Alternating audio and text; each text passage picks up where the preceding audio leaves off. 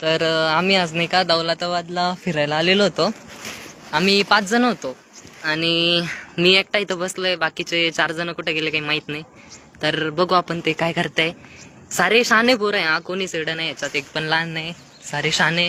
तर बघू आता आपण ते काय करत. एक दिसलाय मला, एक दिसलाय तो काय करताय तुम्ही बघू शकता.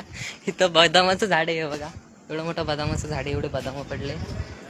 हे बघा याच्या हातात काय बदाम, याचा चेहरा बघू शकता, दाढी मिशा आलाय. तो काय करतोय बदाम गोळा. आणि अजून बाकीचे 3 जण आहे, तर बघू अजून 3 जण काय करताय. इकडे गेलते ते मग कसे. हा माझं फुल पंप पडत जाऊ. तर या बा बाकीचे 3 जण मी मला दिसले, तर बघू शकता तुम्ही ते काय करू राहिले. 1 मिनिट फक्त.